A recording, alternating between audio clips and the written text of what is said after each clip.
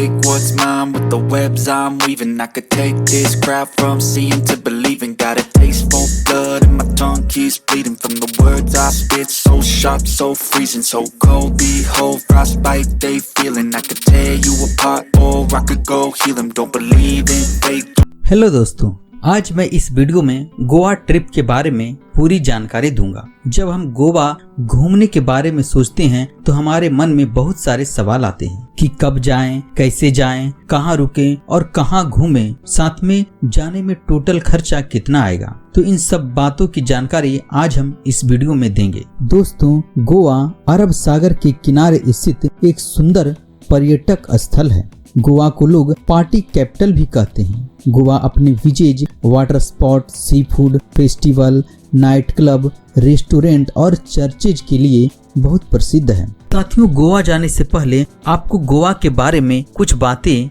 जान लेना बहुत जरूरी है। साथियों, गोवा दो भागों में बटा है, उत्तरी गोवा और दक्षिणी गोवा। अब हम यह सोचते हैं कि हमें उत्तरी गोवा घूमना है या दक्षिणी गोवा या फिर दोनों। इस वीडियो में हम इन सब बातों की चर्चा करेंगे और साथ में यह भी जानेंगे कि आपके पास कितना बजट होना चाहिए ताकि आप नॉर्थ गोवा या साउथ गोवा को अलग अलग घूम सकते हैं। और अगर आपके पास बजट अच्छा है तो आप एक साथ दोनों घूम सकते हैं। दोस्तों, नॉर्थ गोवा में भीड़ साउथ गोवा से ज्यादा रहती है, तो मैं आपको सजेस्ट करूंगा कि अगर आप बैचलर आ रहे हैं तो आप नॉर्थ गोवा घूमने जाएं, जहां आप क्राउड, बीचेज, नाइट क्लब आदि का मजा ले सकते हैं। और अगर आप फैमिली के साथ जा रहे हैं या हनीमून मनाने के लिए गोवा जा रहे हैं तो आपको साउथ गोवा जाना चाहिए। वहां भीड़ भाड़ कम रहती है, शांति व सुकून ज्यादा मिलती है, जहां आप अपनी मर्जी से एंजॉय कर सकते हैं। नॉर्थ गोवा साउथ गोवा से सस्ता है। साउथ गोवा में रेस्टोरेंट, होटल कम रहते हैं, जिसके कारण वहां की कॉस्ट नॉर्थ गोवा के कंपैरिजन ज्यादा रहती है। अब हम बात करते हैं कि गोवा हमें किस तरह से पहुंचना है। हम अपने बजट के अनुसार गोवा फ्लाइट, ट्रेन और बस के माध्यम से पहुंच सकते हैं। अगर आप फ्लाइट के माध्यम से गोवा पहुंच रहे हैं तो आपको वास्को डिगामा की टिकट लेनी होगी। गोवा के लिए सभी जगह से फ्लाइट मिल जाती है। अगर आपको सीधे गोवा की फ्लाइट नहीं मिलती है तो आप मुंबई पहुंचकर गोवा जा सकते हैं। अगर आप दिल्ली से गोवा जा रहे हैं तो दिल्ली से गोवा वास्को डिगामा की फ्लाइट का टिकट 7,000 से 10,000 के बीच मिल जाएगी। ये टाइम टू टाइम वेरी करता है। अगर आप ट्रेन से जा रहे हैं तो आप गोवा के महत्वपूर्ण रेलवे स्टेशन में कहीं भी आ सकते हैं। अगर आप उत्तरी गोवा घूमना चाहते हैं तो वहां के मुख्य रेलवे स्टेशन का नाम ध्यानम और करमेल रेलवे स्टेशन है। अगर आप साउथ गोवा घूमना चाहते हैं तो आपको Vasco da Gama, coulomb, Madgaon sir चुन रेलवे स्टेशन का टिकट कटाना होगा, जहां से आप गोवा पहुंच सकते हैं, जहां की टिकट कटाकर आप गोवा आसानी से पहुंच सकते हैं। अगर आप दिल्ली से गोवा जा रहे हैं तो यहां से गोवा के सभी स्टेशनों के लिए डायरेक्ट ट्रेन मिल जाती है। अगर आप नॉर्थ गोवा आना चाहते हैं तो आपको ईवीएम रेलवे स्टेशन का टिकट कटाना होगा। अगर आप सेंटर को आना चाहते हैं तो आपको वास्को डिगामा रेलवे स्टेशन का टिकट कटाना चाहिए। और अगर आप साउथ गोवा घूमना चाहते हैं तो आपको मंडगांव रेलवे स्टेशन का टिकट कटाना होगा, जो कि दिल्ली से डायरेक्ट ट्रेन की सुविधा है। थीबियम रेलवे स्टेशन से बाघा बीच की दूरी 20 किलोमीटर है, जिसे आप टैक्सी या बस की सहायता से जा सकते हैं। टैक्सी का चार्ज 1,000 से 1,500 रुपये के बीच आती है, जबकि बस की चार्ज 60 से 100 रुपये के बीच आती है। अगर आप गोवा, मुंबई या कर्नाटक से आ रहे हैं तो बस से आ सकते हैं, लेकिन आप ज़्यादा डिस्टेंस से आ रहे हैं तो आपको बाई एयर या बाई ट्रेन आना ज़्यादा अच्छा रहेगा। साथियों, अब हम बात करते हैं कि हमें गोवा किस सीजन में आना चाहिए। गोवा तो आप किसी भी महीने में आकर यहाँ के बीच का मजा उठा सकते हैं, लेकिन आपको सबसे अच्छा महीना नवंबर से लेकर फरवरी के बीच रहेगा, क्योंकि यहाँ बहुत से फेस्टिवल इस महीने में ऑर्गेनाइज किए जाते हैं। साथ ही 25 दिसंबर को चर्च में बहुत बड़ी फेस्टिवल होती है। साथ ही न्यू ईयर का ऑर्गेनाइजेशन भी बहुत अच्छे ढंग से मनाया जाता है, जिसके लिए बहुत सारे लोग यहाँ 1 जनवरी मनाने के लिए आते हैं। नवंबर से फरवरी के बीच अगर आप गोवा आते हैं तो आपको होटल ऑनलाइन बुक कराकर ही आना चाहिए, क्योंकि इस वक्त यहाँ काफी भीड़ होती है और होटल बहुत सारी बुक हो जाती है। इसलिए आपको होटल पहले ही बुक कर लेना अच्छा रहेगा। मार्च के महीने के बाद यहाँ का मौसम थोड़ी सी गर्मी हो जाती है, जिसके कारण बहुत सारे टूरिस्ट कम आना पसंद करते हैं। उस वक्त होटल आसानी से मिल जाएगी। इस वक्त आप गोवा पहुंचकर भी होटल बुक कर सकते हैं। जून से अक्टूबर के बीच यहाँ बारिश का मौसम रहता है, इसलिए यह मौसम गोवा घूमने के लिए अच्छा नहीं रहता है। तो यहाँ आने के लिए सबसे अच्छा मौसम नवंबर से फरवरी के बीच का है। अब बात करते हैं कि गोवा हमें कहाँ ठहरना चाहिए।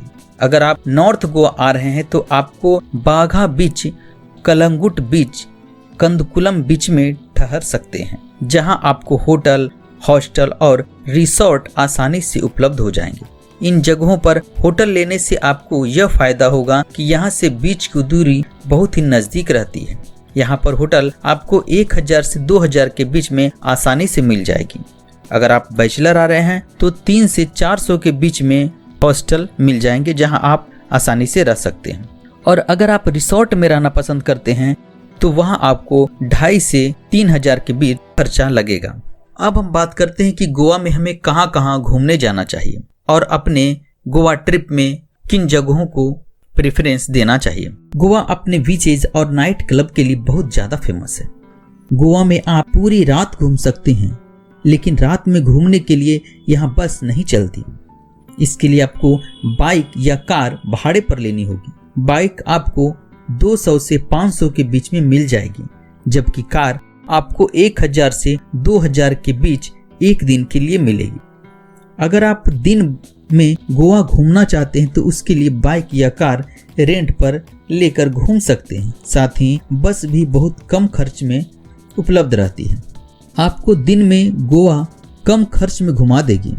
कुछ बसें आपको नॉर्थ गोवा और साउथ गोवा भी दोनों एक साथ कम खर्च में घुमा देती है। अगर आप पहली बार गोवा आ रहे हैं तो आपको बस से घूमना ज़्यादा आसान रहेगा, क्योंकि यह आपको गोवा के इम्पोर्टेंट प्लेसेस को कम खर्च में घुमा देगी।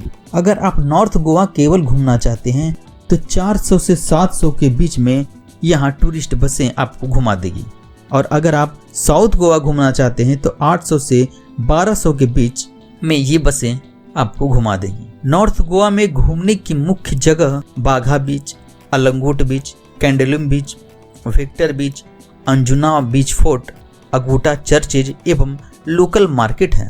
इसी तरह साउथ गोवा में घूमने की मुख्य जगहें पेंडुलम बीच, अगोंडा बीच, कुलावा बीच, बटरफ्लाई बीच, दूध सागर वाटरफॉल, चर्चेज और लोकल मार्केट घूम सकते हैं। अगर आप नॉर्थ गोवा के बीच पर हैं तो बहुत सारे वाटर एक्टिविटीज आप कर सकते हैं। आप इन एक्टिविटीज की पैकेज भी ले सकते हैं, जिसमें 1500 से 2000 के बीच में आप 5 या 6 एक्टिविटी भी कर सकते हैं। अगर आप चाहते हैं तो आप अलग अलग एक्टिविटी भी कर सकते हैं, जिसके लिए आपको अलग अलग प्राइसेस वहां उपलब्ध होगी। गोवा में लगभग 30 बीचेज हैं, जिनमें से हमने आपको कुछ महत्वपूर्ण बीचेज के बारे में बता दी। अगर इसके बाद भी अगर आपको और सारे जगह घूमना है तो आप उन बीचेज के बारे में पहले से ही पता कर लें। हर बीच के पास एक लोकल मार्केट होता है, जहां पर आप अपनी मनपसंद की वस्तुओं को आसानी से खरीद सकते हैं। अब हम बात करते हैं कि गोवा में हमें खाने के लिए क्या क्या सामान मिल जाएंगे। गोवा में खाने के लिए वेज और नॉन वेज दोनों तरह के होटल आसानी से मिल जाते हैं, इसलिए आपको यहाँ खाने पीने की कोई दिक्कत नहीं होगी। अगर आप गोवा में नाइट क्लब या पार्टी करना चाहते हैं तो वहाँ बहुत से पार्टी क्लब और नाइट क्लब रहते हैं, जहाँ पर लड़कियों की बहुत सारी जगह फ्री रहती है और कपल्स के लिए लगभग 1500 से 2000 तक का चार्ज लगता है, जहां पर बहुत सारे डांस पार्टी और बियर पार्टी होती रहती है। अगर आप बैचलर हैं तो इन पार्टियों का आप बहुत अच्छी तरह से एंजॉय कर सकते हैं। गोवा में आप कसिनो भी जा सकते हैं, जहां की प्राइसेस 1500 से लेकर 3000 तक की होती है। कसिनो खेलने के लिए आपको कुरुद पर लेकर जाएंगे, जहां पर आप डांस पार्टी, बियर पार्टी और अपनी कसिनो में अपनी भाग भी आजमा सकते हैं। अगर आप गोवा के प्राकृतिक सौंदर्य को देखना चाहते हैं और गोवा घूमना चाहते हैं तो आपके लिए सबसे अच्छा ऑप्शन बाइक रेंट पर लेकर घूमना होगा, और अगर आप फैमिली के साथ हैं तो आपको कार रेंट पर लेकर घूमना अच्छा रहेगा, ताकि आप अपनी ट्रिप को बहुत अच्छी तरह एंजॉय कर सकें। तो साथियों, इस वीडियो में हमने आपको गोवा के बारे में बहुत सारी चीजों के बारे में जानकारी दी। अब आपको बताते हैं कि आपको वहां जाने में कितना खर्च पड़ेगा। अगर आप गोवा घूमना चाहते हैं और थोड़ी सी एक्टिविटीज भी करना चाहते हैं तो लगभग 10 से 15 हजार तक का खर्च आपको एक पर्सन के लिए पड़ेगा। अगर आप बढ़िया होटल और साथ में कपल्स के साथ जा रहे हैं तो लगभग आपको 20 से 25 हजार का खर्चा बढ़ेगा। तो साथियों, आज हमने गोवा के बारे में आपको जानकारी दी। अगर यह जानकारी आपको अच्छी लगी तो हमारे चैनल को सब्सक्राइब कर दें। साथ ही आपके जो भी सुझाव हमें कमेंट बॉक्स में अवश्य लिखें। जय हिंद।